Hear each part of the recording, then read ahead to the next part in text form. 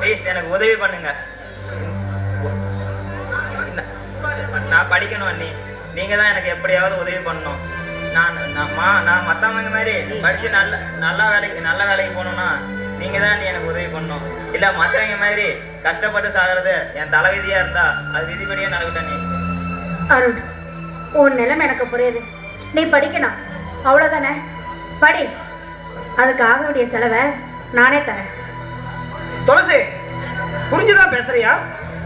கேட்குற புரிஞ்சுதான் பேசுறியான்னு மாமியா மயர பிடிங்கி மருமக கொடுக்குற கதையெல்லாம் வேண்டாம் துளசி, வேண்டாம். ஏங்க, எங்க அப்பாவோட பணத்தை யார் கேட்டா? அவர் போட்ட நகை என் கழுத்துல சும்மா தானே இருக்கு.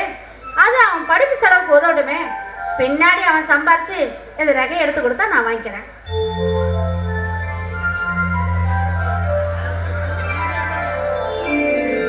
ரொம்ப தேங்க்ஸ் அண்ணி. இந்த உதவியை உயிர் உள்ள வரைக்கும் மறக்க மாட்டேன் நீ. வரேன் நீ, வரேன். அம்மா துளசி, செல்வமும் சரி அருணும் சரி சின்ன வயசுலேருந்து அம்மா முகத்தை சரியாக கூட பார்த்ததில்லம்மா. இப்போ நீ தான் அவங்க 2 பேருக்கும் அம்மா ஸ்தானத்துல இருந்து எல்லா நல்லதும் செஞ்சுக்கிட்டு வர. துளசி, உன்னை நீ செஞ்ச இந்த உதவி நான் ரொம்ப பெருசா நினைக்கிறேன். என்ன மாமா இது? பெரிய பெரிய வார்த்தை தான் சொல்லிட்டு இருக்கீங்க. இது நம்ம குடும்பம்.